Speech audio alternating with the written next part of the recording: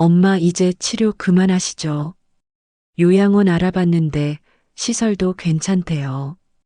집 전세금만 빼면 비용도 감당할 수 있고 남는 돈은 애들 학비에 보탤 수도 있잖아요. 그 말이 끝나자 나는 숨이 막혔다.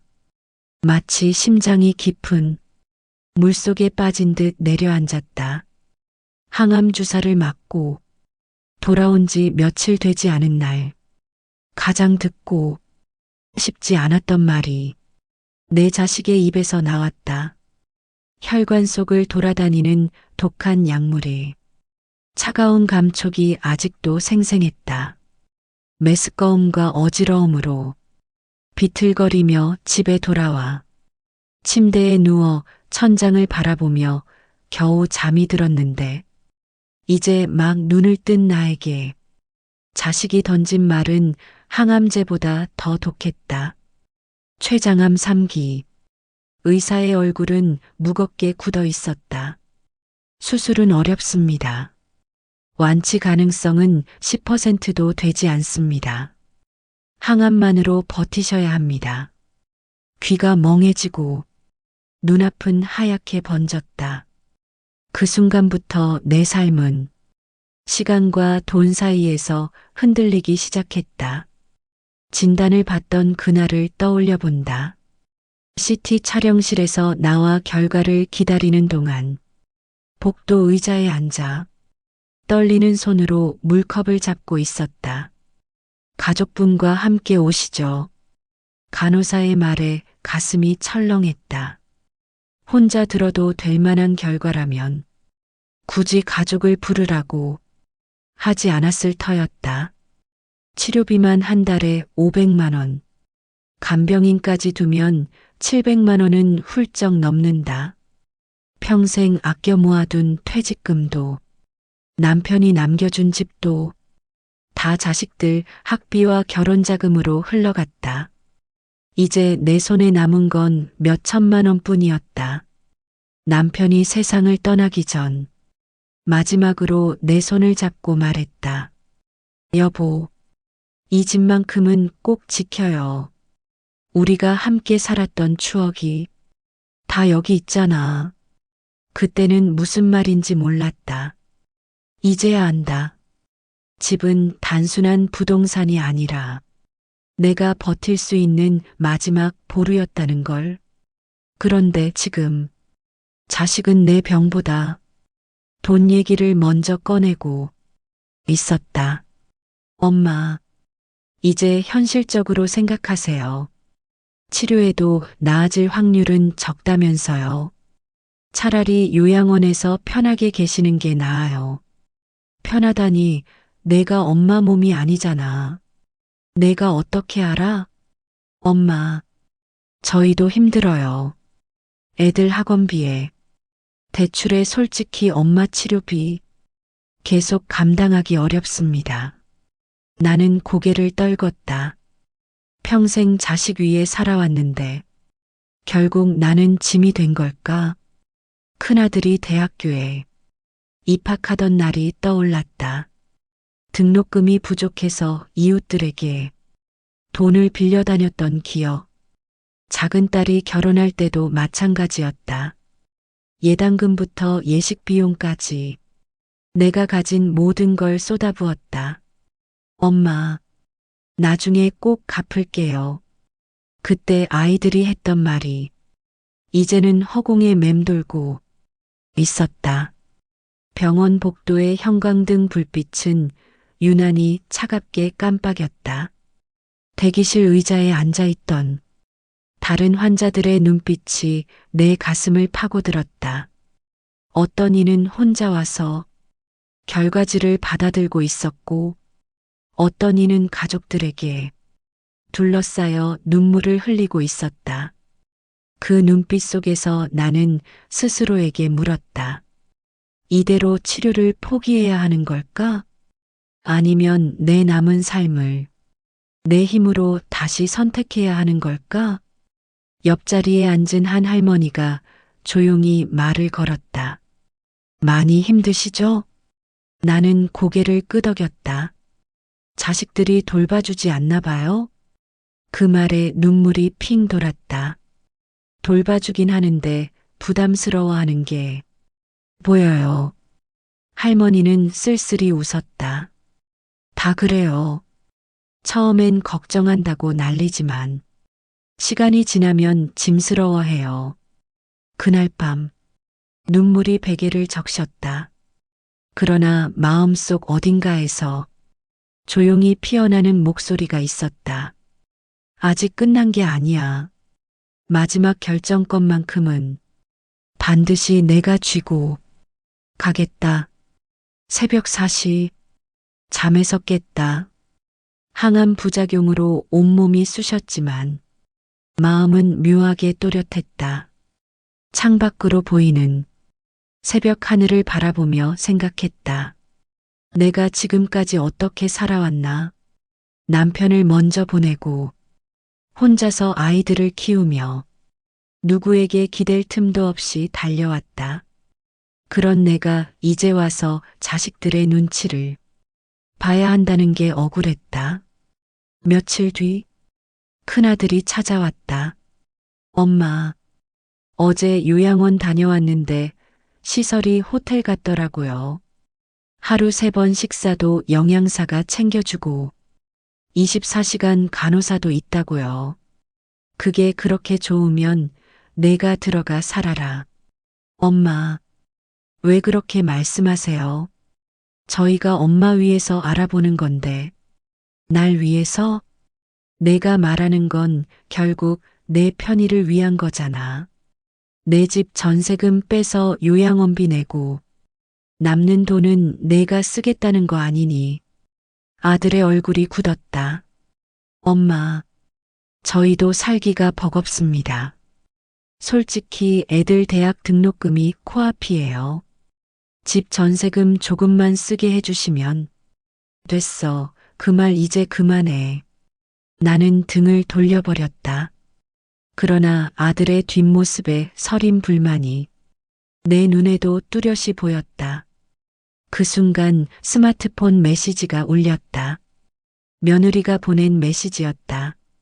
어머니, 아이들 사교육비가 너무 부담돼요.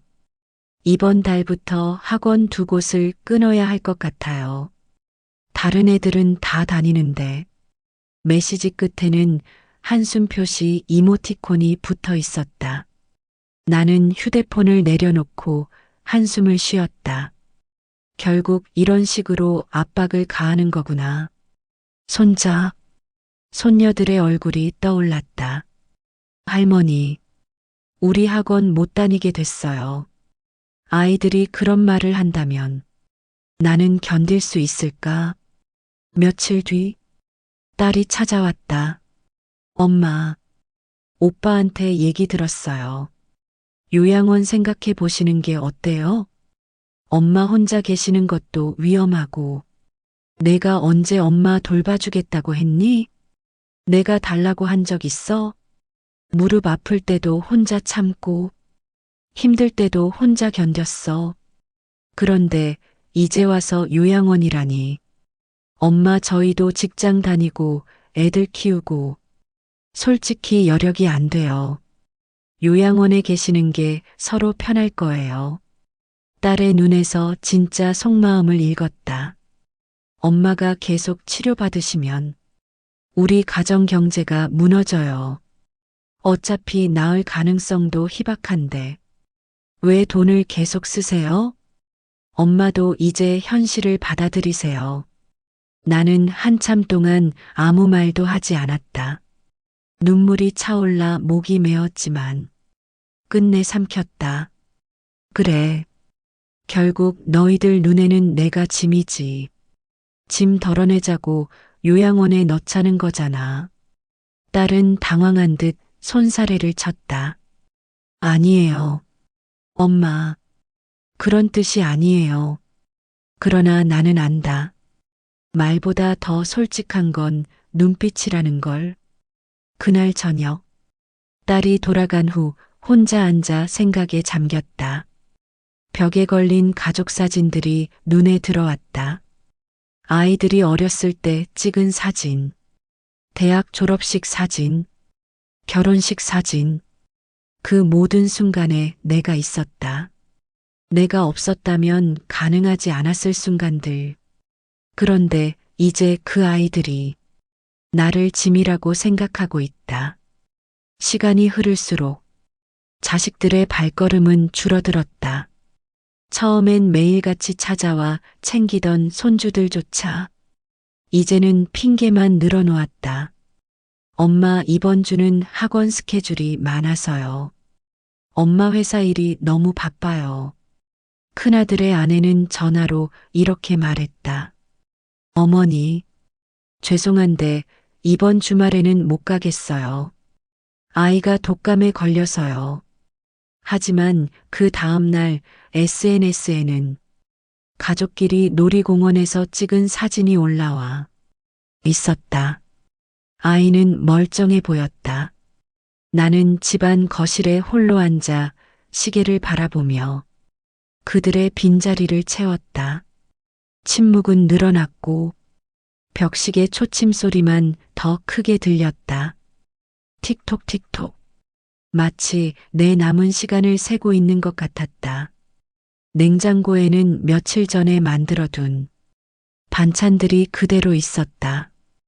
혼자 먹기에는 너무 많은 양이었지만 습관처럼 가족분까지 만들어 두었다가 결국 버리게 되는 일이 반복되고 있었다. 그러던 어느 날 이웃 김씨 할머니가 찾아왔다. 영숙 씨, 괜찮아요? 나는 억지로 웃었다. 괜찮아요, 아직은요. 할머니는 내 손을 꼭 잡았다. 나도 예전에 자식들 믿고 살았다가 결국 요양원 갔어요. 처음엔 일주일에 한 번씩 오더니 이제는 명절에도 안 와요. 영숙 씨, 제발 나처럼 살지 마요. 할머니의 눈에는 후회가 가득했다. 내가 너무 순진했어요.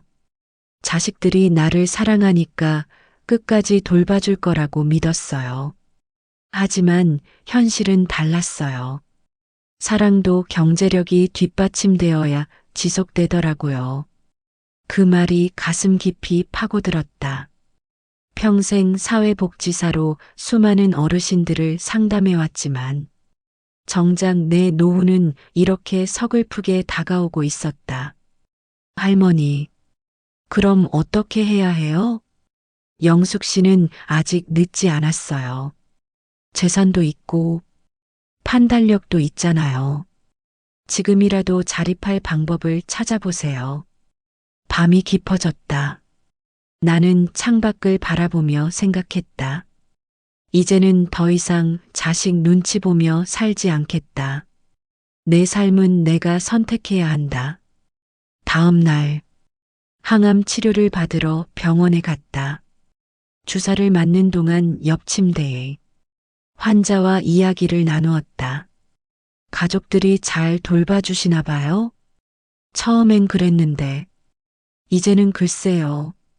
저도 마찬가지예요.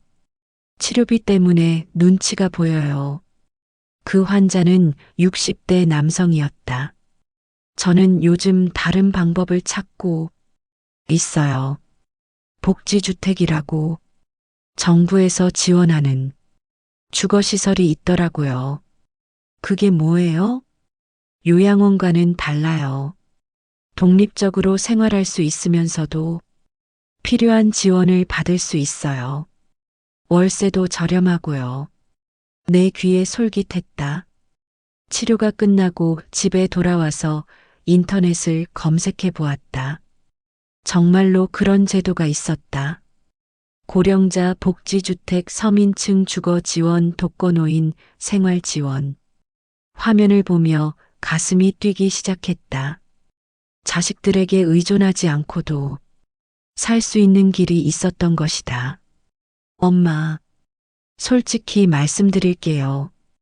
이대로 가면 집 전세금 다 까먹고도 모자라요. 큰아들이 고개를 숙였다. 하지만 그 표정은 죄책감이 아니라 계산에 가까웠다. 나중에 우리가 감당 못하면 결국 엄마도 힘들어지잖아요. 지금이라도 요양원 들어가시면 최소한 병원비는 줄일 수 있어요. 나는 차갑게 물었다.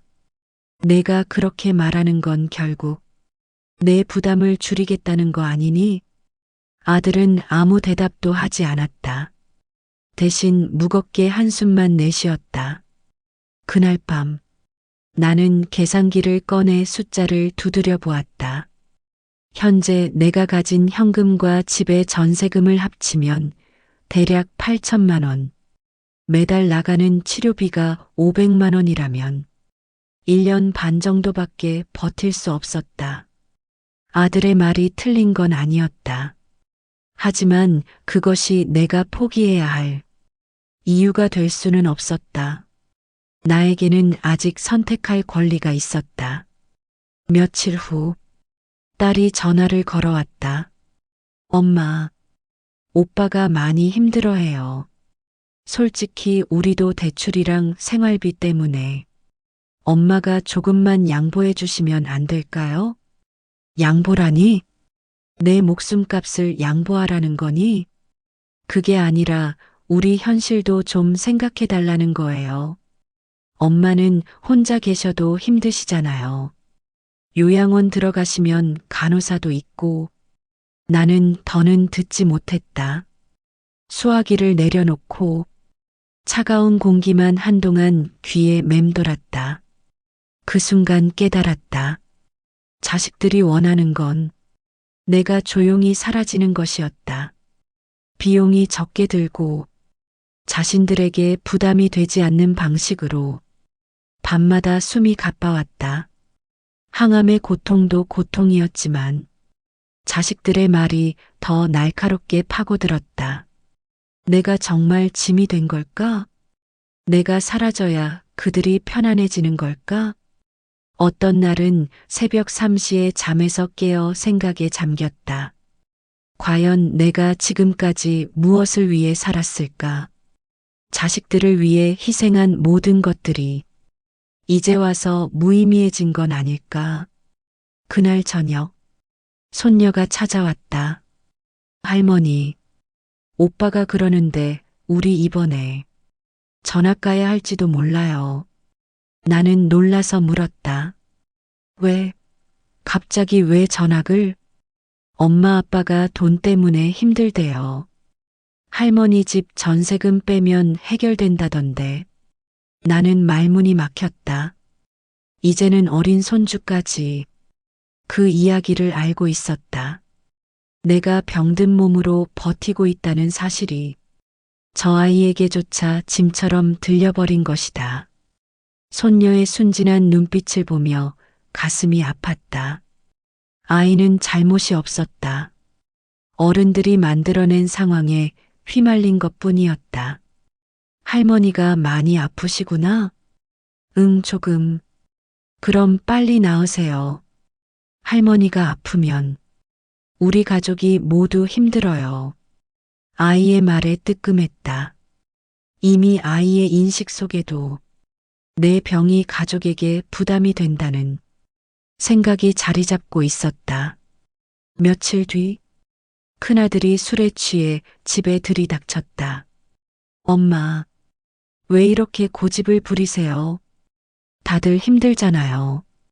솔직히 엄마가 조금만 양보하면 다 해결되는데 왜? 그는 마치 애원하듯 그러나 동시에 협박처럼 소리를 질렀다. 나는 떨리는 손으로 탁자를 붙잡았다. 내가 너희들 위해 평생을 다 바쳤다. 학비 대주고 결혼자금 대주고 집까지 보태줬다. 그런데 지금 와서 내가 원하는 건 내 목숨을 값으로 치르라는 거냐? 그런 말 마세요. 우리가 엄마 죽기를 바란다는 거예요? 내가 말 안 해도 알아. 너희 눈빛이 다 말하고 있어.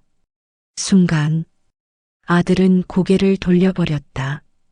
눈에 잠시 흔들림이 스쳤다. 그러나 이내 입술을 깨물고 말했다. 엄마, 저희도 살자고 하는 거예요. 이해 좀 해주세요. 아들의 입에서 나온 살자고 하는 거, 라는 말이 귀에 맴돌았다.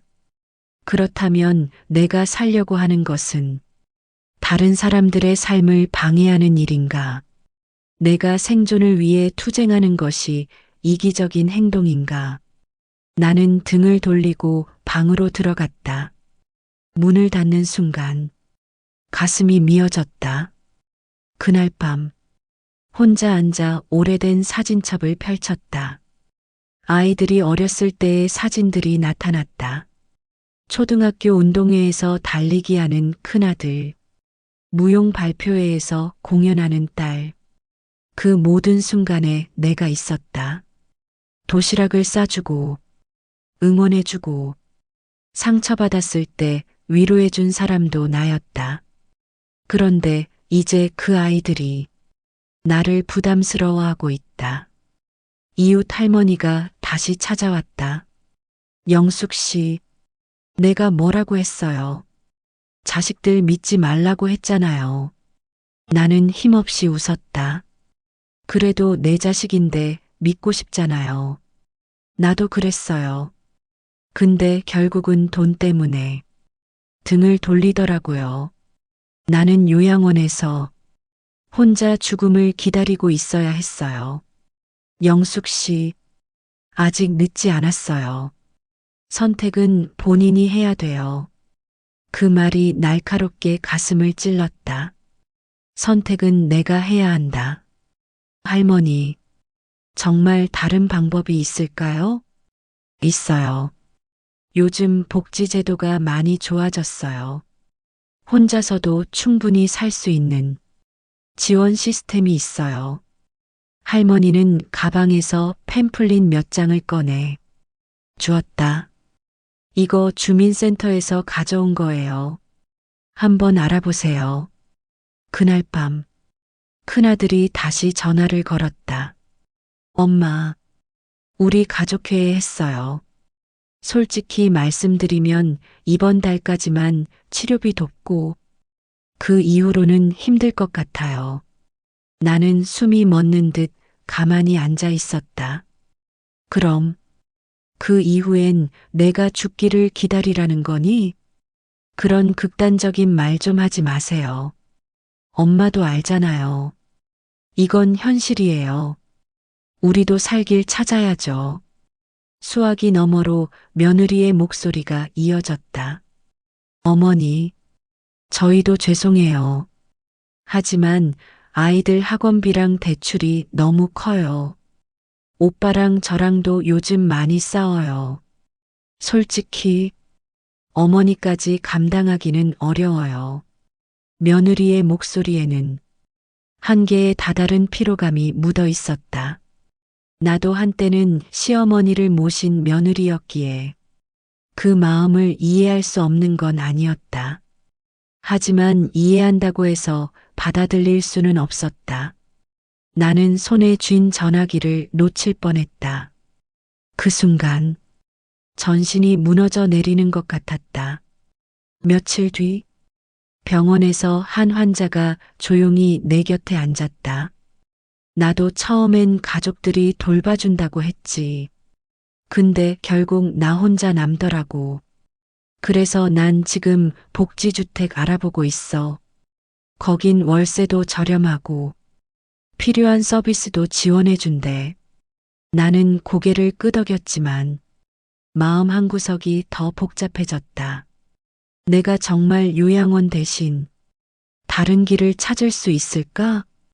그 환자는 70대 할아버지였다. 폐암 말기 판정을 받았지만 의외로 밝아 보였다. 처음엔 절망했어요. 자식들한테 짐이 될까봐 걱정도 많이 했고, 그런데 복지사 선생님이 알려준 여러 제도들을 알아보니까 혼자서도 충분히 살 수 있더라고요. 정말 그런 곳이 있어요? 물론이죠.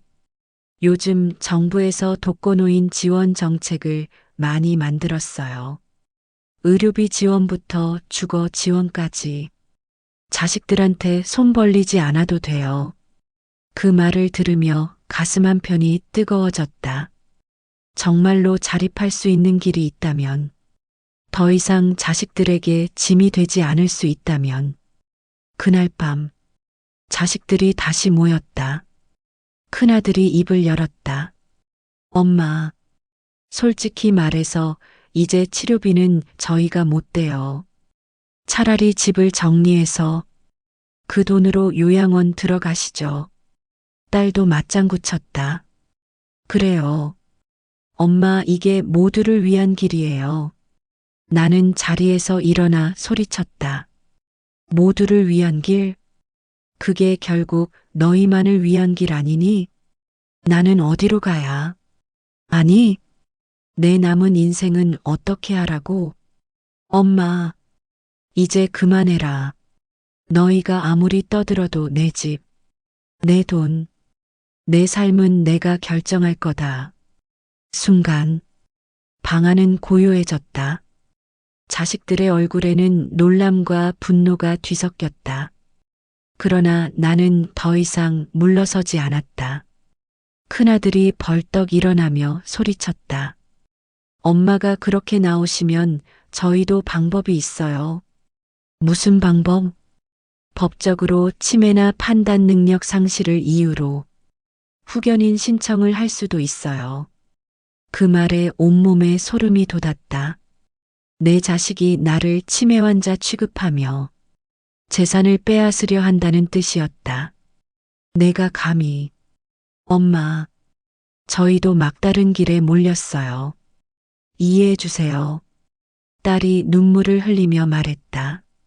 엄마, 우리도 엄마를 사랑해요. 하지만 우리 가정도 지켜야 해요.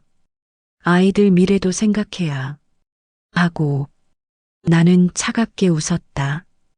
그래, 너희 아이들 미래는 소중하고 내 남은 인생은 하찮은 거구나. 창문 너머로 새벽이 밝아왔다. 나는 혼잣말처럼 속삭였다. 이제 시작이야. 내 남은 시간을 내 힘으로 다시 살아내야 해. 다음 날 아침, 나는 결심을 굳혔다. 더 이상 자식들의 눈치를 보며 살지 않겠다고, 내 삶의 주도권을 되찾겠다고. 병원 진료를 마치고 나오는데 복도 벤치에 앉아있던 한 노인이 나를 불렀다. 아주머니, 힘드신가 봐요. 나는 멍하니 고개를 끄덕였다. 그 노인은 말없이 가방에서 팸플릿 한 장을 꺼내 주었다. 거기엔 고령자 복지주택 입주 안내 라는 글자가 굵게 적혀 있었다. 이게 뭐예요? 나도 암 환자예요. 자식들 다 떨어져 나가고 혼자 남았는데 여기 알아보다가 희망이 생겼습니다.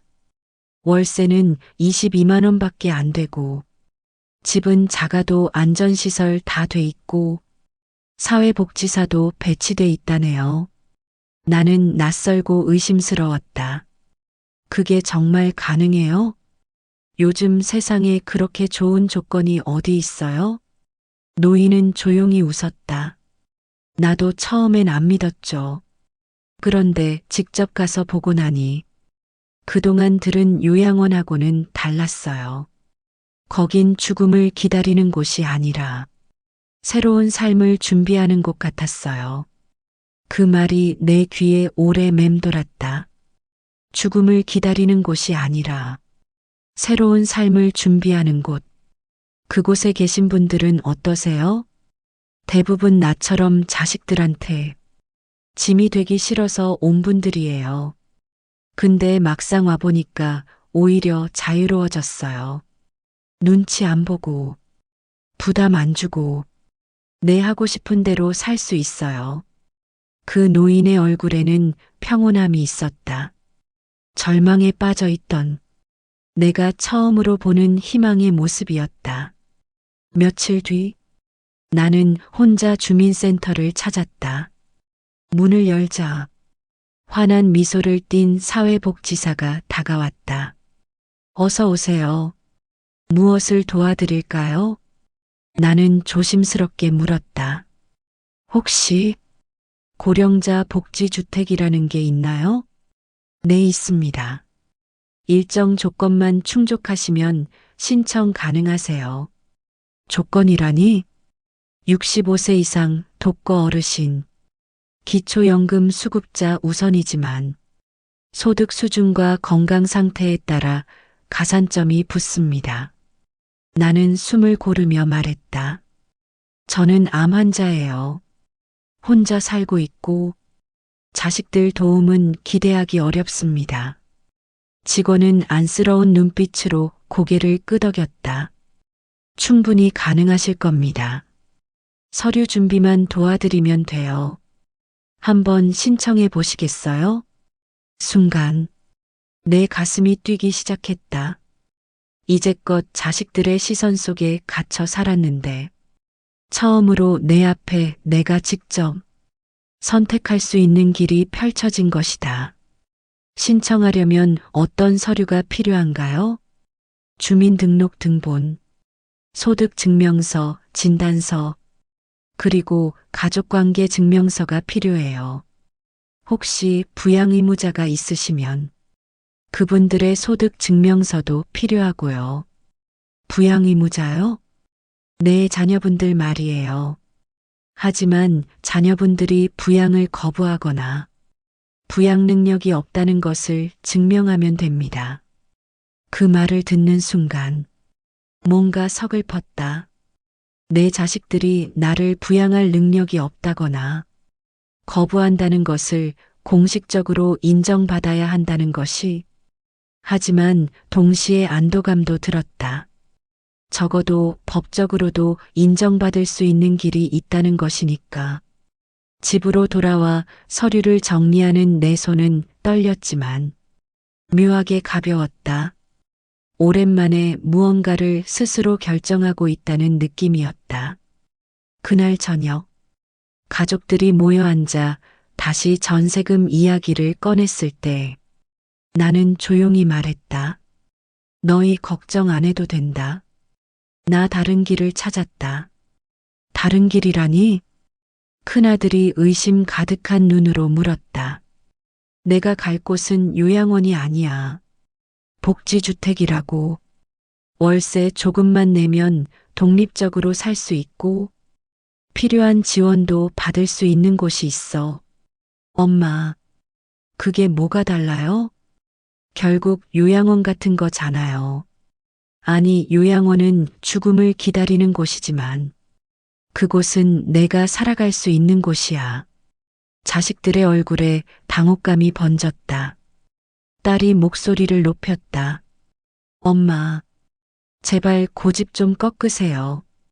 괜히 이상한 데 가서 더 힘들어지면 어쩌려고요. 나는 단호하게 고개를 저었다. 힘든 게 무서운 게 아니야. 가장 무서운 건 내가 내 삶을 결정하지 못하는 거다. 큰아들이 비웃듯 말했다. 엄마, 현실을 좀 보세요. 엄마 혼자서 뭘 할 수 있다고 생각하세요? 너보다는 할 수 있을 거다. 적어도 내 삶에 대한 책임은 내가 질 테니까. 그 말에 방 안은 얼어붙었다. 아들은 더 이상 말을 잇지 못했다. 며칠 뒤 나는 직접 복지주택을 보러 갔다. 낡은 시골집과는 달리 건물은 새 것처럼 깨끗했다. 현관에는 미끄럼 방지 바닥이 깔려 있었다. 벽에는 안전 손잡이가 촘촘히 설치돼 있었다. 비상 호출 버튼도 눈에 띄었고 공동 식당에서는 어르신들이 모여 함께 식사하며 웃고 있었다. 한 직원이 다가와 설명했다. 여기는 요양원과 달리 어르신들이 독립적으로 생활하실 수 있습니다. 각자 방에서 생활하시고 원하시면 프로그램에 참여하실 수도 있어요. 운동, 노래, 미술 다양합니다. 나는 놀란 눈으로 물었다. 그럼 가족이 없어도 혼자서도 살 수 있는 건가요? 그럼요, 여기서 새로운 친구도 만나실 수 있고, 의료 지원도 받으실 수 있어요. 직원은 나를 한 개의 방으로 안내했다. 작지만 아늑한 원룸형 구조였다. 간이 부엌과 화장실, 그리고 작은 거실 겸 침실. 창문으로는 작은 정원이 보였다. 이곳 임대료는 얼마나 되나요? 월 22만 원입니다. 관리비 포함해서 월 30만 원 정도 보시면 돼요. 30만 원. 자식들이 한 달에 쓰는 외식비보다도 적은 금액이었다. 그 돈으로 내가 자유롭게 살 수 있다니. 식사는 어떻게 해결하나요? 공동식당에서 식사를 드실 수 있어요. 한 끼에 3천 원입니다. 영양사가 메뉴를 짜고 어르신들 건강을 고려해서 만들어 드려요. 물론 각자 방에서 직접 요리하셔도 되고요. 나는 공동식당을 둘러보았다. 여러 어르신들이 둘러앉아 담소를 나누며 식사하고 있었다. 그 모습이 따뜻해 보였다. 집에서 혼자 먹는 밥보다 훨씬 맛있어 보였다. 어떤 프로그램들이 있나요? 요가교실, 서예교실, 노래교실, 원예치료, 그리고 주 2회 병원 셔틀 운행도 합니다. 모든 프로그램은 자율 참여예요. 순간 눈물이 핑 돌았다. 이게 내가 원하던 삶이었구나. 누군가의 짐이 아닌 나 스스로 존재할 수 있는 삶. 입주 절차는 어떻게 되나요? 서류 심사 후에 대기 순번이 정해집니다. 보통 2-3개월 정도 기다리시면 입주 가능해요. 집으로 돌아와 자식들에게 다시 말했다. 나는 내 길을 선택했어. 내 집도 내 돈도 내 삶도 내가 지킬 거야. 큰아들은 얼굴이 붉어졌다. 엄마, 그 돈으로 우리도 살 수 있는데 왜 그렇게 하세요? 그 돈은 내 삶을 위해 남겨둔 거다. 너희를 위해 다 내어줬던 세월은 이제 끝났어. 이번만큼은 내 선택을 존중해라. 딸은 눈가가 붉어졌다. 엄마, 우리 그렇게 나쁜 자식 아니에요. 하지만 현실이 너무 힘들었어요. 나는 고개를 끄덕였다. 알아. 너희 힘든 것도 알지. 하지만 나를 짐으로만 여기지 말아라. 내가 아직 살아있다는 걸, 내 결정이 있다는 걸 기억해라. 그날 밤, 오랜만에 마음이 편안해졌다. 창밖의 바람 소리조차 다르게 들렸다. 이제는 더 이상 두렵지 않았다. 내 안에서 작은 희망의 불씨가 타오르고 있었다. 그래, 나는 아직 살아있다. 그리고 이제 내 삶을 내가 선택할 거다. 일주일 후, 복지주택 입주 신청서를 제출했다.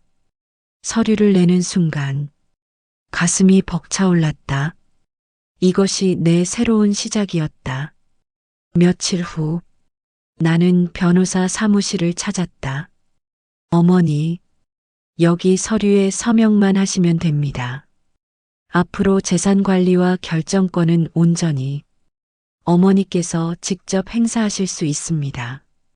볼펜을 쥐는 순간 손이 떨렸다.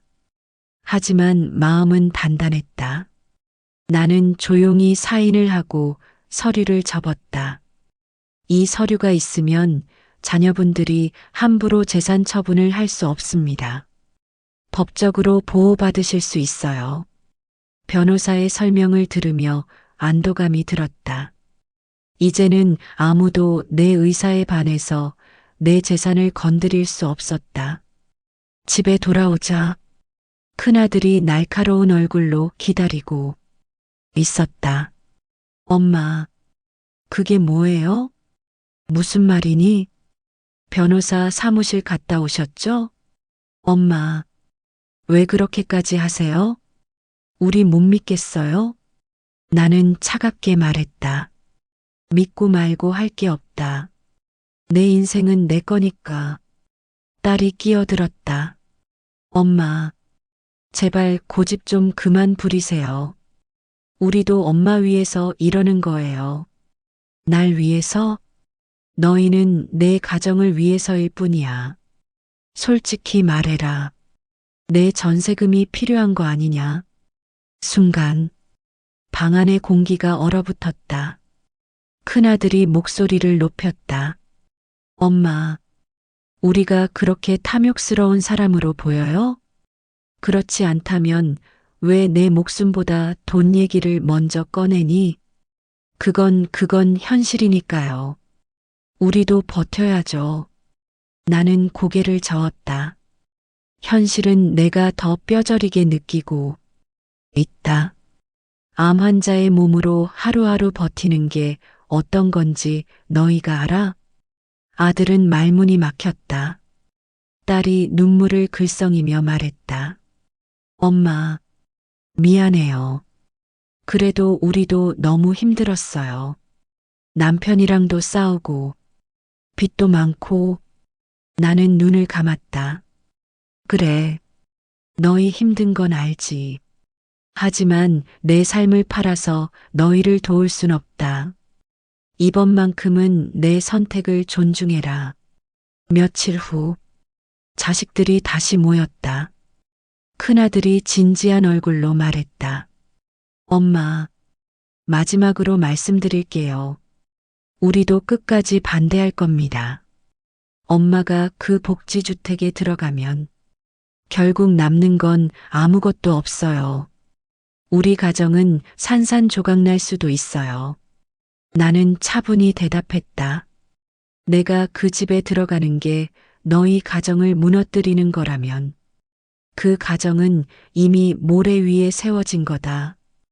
딸이 울먹였다. 엄마, 왜 이렇게 냉정하세요? 우리는 엄마 자식이에요. 자식이면 부모를 존중해야지. 나를 짐 취급하면서 어떻게 자식이라 할 수 있니? 분노가 고조되었다. 큰아들은 주먹을 불끈 쥐었다. 좋습니다. 엄마 뜻대로 하세요. 하지만 그 결과는 엄마가 감당하셔야 할 겁니다. 나는 한치도 물러서지 않았다. 그래. 그 결과가 설령 고통이라도 내가 선택한 거라면 후회하지 않을 거다. 그 순간 큰아들이 마지막 카드를 꺼내 들었다. 엄마, 정말 그러시겠다면 우리도 할 말이 있어요. 엄마가 그 돈을 다 쓰시면 나중에 치매나 중병에 걸렸을 때 누가 돌봐드릴 건데요? 그때는 정말 아무것도 없을 텐데. 나는 웃었다. 그때 가서 생각하지. 어차피 너희는 지금도 날 돌볼 생각이 없잖아. 며칠 후 나는 복지주택 입주 확정 통보를 받았다. 그 순간 가슴이 벅차올랐다. 드디어 내 삶을 내가 선택하는구나. 짐을 싸던 중 자식들이 찾아왔다. 큰아들이 짐을 움켜쥐며 소리쳤다. 엄마, 이거 정말 미친 짓이에요. 어떻게 낯선 곳에 혼자 가서 살겠다는 거예요? 낯선 곳이라도 내 집이다. 내 마음대로 문을 열고 닫을 수 있는 곳. 그게 얼마나 소중한 건지 너희는 모른다. 낯선 곳이라도 내 집이다. 내 마음대로 문을 열고 닫을 수 있는 곳. 그게 얼마나 소중한 건지 너희는 모른다. 딸이 눈물을 흘리며 매달렸다. 엄마, 제발 가지 마세요. 우리도 노력할게요. 나는 잠시 멈췄다가 차분히 말했다. 너희가 노력한다는 건 결국 내가 다시 희생해야 한다는 거지. 미안하다. 이제는 내 차례야. 내 삶을 살아낼 차례. 자식들은 끝내 아무 말도 하지 못했다. 그들의 눈에 분노와 슬픔이 뒤섞였지만 나는 등을 돌리고 짐을 챙겼다. 이삿날 아침, 작은 트럭이 집 앞에 섰다. 짐을 실으며 나는 속으로 다짐했다. 오늘 이후 나는 더 이상 누군가의 짐이 아니다. 나는 나 자신으로 살아갈 거다. 트럭이 출발하자 창문 너머로 보이는 자식들의 얼굴이 흐려졌다. 눈가가 시큰했지만 마음은 오히려 가벼웠다. 이제는 진짜 내 인생이 시작되는구나. 새벽 햇살이 복지주택 창문 사이로 스며들었다. 작은 방이었지만 창문을 여는 순간 상쾌한 공기가 들어왔다. 내 마음은 오랜만에 자유로웠다. 어머니, 오늘 아침 운동 프로그램 있으세요? 복지사가 문을 두드리며 안내했다. 나는 미소 지으며 고개를 끄덕였다. 고마워요. 잠시 후에 나갈게요. 거실로 나가니 다른 어르신들이 모여 담소를 나누고 있었다. 어떤 이는 노래 교실을, 또 어떤 이는 그림 그리기를 이야기했다. 나는 그 옆에서 따뜻한 죽을 한 숟가락 뜨며 속으로 중얼거렸다. 이게 내가 원하던 삶이었구나. 누군가의 짐이 아니라 함께 살아가는 존재. 며칠 후 작은 텃밭 가꾸기 모임에 참여했다. 손에 흙이 묻었지만 마음은 맑았다. 이웃 할머니가 웃으며 말했다. 영숙 씨, 얼굴이 환해졌네. 나는 웃음을 터뜨렸다. 그동안 너무 무거운 짐에 눌려 살았나 봐요. 이제야 비로소 숨 쉬는 것 같아요. 그 순간 눈물이 왈칵 쏟아졌다. 그러나 그 눈물은 슬픔이 아니라 안도와 해방의 눈물이었다. 한 달이 지나자 복지주택 생활에도 익숙해졌다. 매일 아침 라디오 체조로 하루를 시작하고 오후에는 도서관에서 책을 읽거나 다른 어르신들과 이야기를 나누었다. 저녁이면 공동 식당에서 함께 식사하며 웃고 떠들었다. 무엇보다 좋은 건 아무도 나를 짐으로 여기지 않는다는 것이었다. 여기서는 모두가 각자의 삶을 존중받으며 살아갔다. 어느 날 복지사가 찾아와 말했다. 어머니, 치료는 어떻게 하고 계세요? 나는 담담하게 답했다. 병원에서 정기적으로 검사받고 있어요. 항암 치료도 계속하고 있고요. 혹시 경제적으로 어려우시면 말씀하세요. 의료비 지원 프로그램도 있거든요. 나는 깜짝 놀랐다. 그런 게 있어요? 네. 저소득층 암 환자 의료비 지원 사업이 있어요. 어머니 같은 경우 충분히 지원받을 수 있을 거예요. 그 순간 가슴이 벅차올랐다. 자식들에게 의존하지 않고도 치료를 계속할 수 있는 길이 있었던 것이다. 정말 그런 지원을 받을 수 있나요? 물론이에요. 국가에서 운영하는 제도니까 안심하세요. 한 달에 최대 300만 원까지 의료비를 지원받을 수 있어요. 300만 원. 자식들이 부담스러워했던 바로 그 금액이었다. 국가에서 지원해 준다니.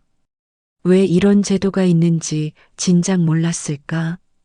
며칠 후 의료비 지원 신청서를 제출했다. 한 달 뒤 승인 통보를 받았다. 월 300만 원까지 의료비를 지원받을 수 있다는 내용이었다. 나는 눈물을 흘리며 중얼거렸다. 이제야 정말 자유로워졌구나. 그 무렵 자식들이 찾아왔다.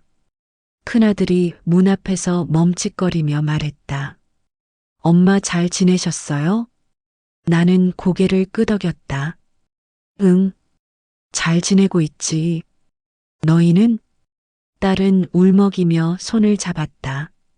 엄마, 미안해요. 그때 우리 너무 이기적이었어요. 나는 아이들의 손을 감싸 쥐었다. 괜찮다. 너희도 힘들었겠지. 하지만 이제는 알았으면 한다. 엄마도 아직 살아있고 스스로 선택할 수 있는 사람이라는 걸. 큰아들의 눈가가 젖었다. 엄마, 앞으로는 존중할게요. 엄마 뜻을. 나는 그 말을 들으며 오랜만에 편안한 미소를 지었다. 딸이 조심스럽게 물었다. 엄마, 치료비는 어떻게 하고 계세요? 우리가 도와드릴까요? 나는 고개를 저었다. 괜찮아. 의료비 지원을 받고 있어서 걱정 없다. 정말요? 응. 여기 복지사분이 도와주셔서 신청했더니 승인됐어. 자식들의 얼굴에 안도의 빛이 스쳤다. 그러나 동시에 약간의 부끄러움도 보였다. 이제야 엄마가 혼자서도 잘 살 수 있다는 걸 알게 된 거지. 시간이 흘러 복지주택에서의 생활이 일상이 되었다. 매주 수요일에는 노래교실에 참여했고, 금요일에는 미술치료 프로그램에 나갔다. 토요일 오후에는 다른 어르신들과 함께 근처 공원을 산책했다. 노래교실에서 만난 박할머니는 나와 비슷한 처지였다. 저도 자식들한테 짐이 되기 싫어서 여기 왔어요. 처음엔 서운했는데, 이제는 이게 맞는 것 같아요. 왜 그렇게 생각하세요? 자식들도 자식들 인생이 있잖아요. 우리가 평생 희생했다고 해서 아이들도 그래야 한다는 법은 없어요. 박할머니의 말에 고개가 끄덕여졌다. 그동안 내가 자식들에게 지나친 기대를 했던 건 아닐까? 어느 날 노래교실에서 고향의 봄을 부르는데 갑자기 눈물이 났다. 하지만 그 눈물은 슬픔이 아니라 감사의 눈물이었다. 내가 이렇게 평범하고 소중한 일상을 되찾을 수 있을 줄 몰랐구나. 그날 저녁, 복지주택 공동마당에서 작은 음악회가 열렸다. 어르신들이 함께 노래를 부르고 박수를 치며 웃었다. 나는 그 속에서 손주와 함께 앉아 있었다. 손주가 내 귀에 속삭였다. 할머니, 여기가 진짜 집 같아요. 나는 아이를 끌어안았다. 그래, 여기가 우리 집이야. 할머니가 선택한 집.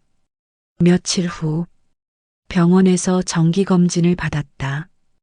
의사가 차트를 보며 말했다. 어머니, 상태가 많이 좋아지셨네요. 스트레스가 줄어든 것 같은데 환경이 바뀌셨나요? 나는 미소를 지었다. 네, 제 삶을 제가 선택하기 시작했거든요. 의사는 고개를 끄덕였다. 그게 가장 좋은 치료법이에요. 마음이 편해야 몸도 따라오거든요. 그 말을 들으며 나는 깨달았다. 진정한 치유는 약물이나 수술에만 있는 게 아니라 내가 내 삶의 주인이 되는 데서 시작된다는 것을. 저녁 무렵 복지주택 로비에 앉아 일기를 썼다. 오늘로 이곳에 온 지 6개월이 되었다. 처음엔 두려웠지만 이제는 매일이 감사하다. 자식들에게 짐이 되지 않으면서도 내 존재 가치를 잃지 않는 삶. 그런 삶이 가능하다는 걸 알게 되었다. 그 순간 한 어르신이 다가와 말했다. 영숙 씨, 뭘 그렇게 열심히 쓰고 계세요? 일기요. 요즘 하루하루가 너무 소중해서 기록해두고 싶어요. 좋은 생각이에요. 나도 해볼까 봐요. 우리는 함께 웃었다. 그 웃음 속에는 서로를 이해하는 따뜻함이 있었다. 밤이 깊어지자 창가에 앉아 지난 날을 떠올렸다. 눈물과 분노, 절망이 있었지만 결국 나는 내 길을 걸어왔다. 그리고 깨달았다. 노후의 품격은 시설의 호화로움에 있지 않다. 자식들의 경제적 뒷받침에 있지도 않다. 내가 내 삶을 스스로 결정할 수 있는 권리. 그것이 진짜 품격이라는 걸. 며칠 후 복지주택에서 주최하는 어르신 건강 강좌에 참석했다. 전문의가 와서 암 환자의 식이요법과 운동법에 대해 설명해 주었다. 질의응답 시간에 한 할머니가 물었다. 의사 선생님, 가족의 지지가 치료에 얼마나 중요한가요? 의사는 잠시 생각하더니 답했다. 물론 가족의 지지는 중요합니다. 하지만 더 중요한 건 환자 본인의 의지예요. 자신의 삶에 대한 주도권을 갖고 적극적으로 치료에 임하는 환자가 예후가 훨씬 좋습니다. 그 말을 들으며 내 선택이 옳았다는 확신이 들었다. 어느 날 복지주택에서 생명 존중 세미나가 열렸다. 연사로 온 심리 상담사가 말했다. 늙는다는 것은 끝이 아니라 새로운 시작입니다. 여러분이 지금까지 살아온 경험과 지혜가 누군가에게는 큰 도움이 될 수 있어요. 세미나가 끝난 후 나는 용기를 내어 손을 들었다. 제가 겪은 이야기를 나눠도 될까요? 마이크를 받고 서자 가슴이 두근거렸다. 하지만 나는 차분히 말하기 시작했다. 저는 췌장암 3기 판정을 받았습니다. 자식들은 요양원을 권했지만 저는 다른 길을 선택했습니다. 청중들이 조용히 내 이야기에 귀를 기울였다. 처음엔 무서웠어요. 혼자 살 수 있을까 싶기도 했고, 하지만 제가 깨달은 건 나이가 들어도 우리에게는 여전히 선택할 권리가 있다는 거예요. 박수가 터져 나왔다. 그 박수 소리를 들으며 나는 뿌듯했다. 내 경험이 다른 사람들에게 도움이 된다니. 며칠 후 복지주택에서 어르신 수기 공모전이 열렸다. 나는 망설임 없이 참여했다. 제목은 내가 선택한 삶이었다. 공모전 원고를 쓰면서 지난 시간을 정리할 수 있었다. 절망적이었던 순간들, 분노했던 순간들, 그리고 마침내 희망을 찾은 순간까지. 한 달 뒤 대상을 받았다는 소식을 들었다. 시상식 날, 자식들이 모두 찾아왔다. 큰아들이 상장을 보며 말했다. 엄마, 정말 대단하세요. 나는 그들을 바라보며 말했다. 이제 알겠니? 엄마가 아직 할 수 있는 게 많다는 걸. 딸이 눈물을 글썽이며 대답했다. 네, 엄마. 앞으로는 엄마를 진짜 존경하면서 살게요. 수상 소감을 말하는 자리에서 나는 이렇게 말했다. 저는 이 글을 통해 말하고 싶었습니다. 노인이 된다는 것은 끝이 아니라 새로운 시작이라는 걸. 가족에게 사랑받는 것도 중요하지만 스스로를 사랑하는 것은 더 중요하다는 걸. 박수가 터져 나왔다. 그 박수 속에서 나는 진정으로 자유로운 사람이 된 기분이었다. 그날 밤 복지주택 내 작은 방에서 나는 다시 창밖을 바라봤다. 별들이 반짝이고 있었다. 나는 그 별들을 보며 속삭였다. 여러분, 만약 이 이야기가 마음에 닿았다면 기억해 주세요. 나이는 숫자일 뿐이고 진짜 중요한 건 우리가 어떤 선택을 하느냐라는 걸, 그리고 그 선택을 끝까지 지켜내는 용기를 갖는 것이라는 걸. 1년이 지났다.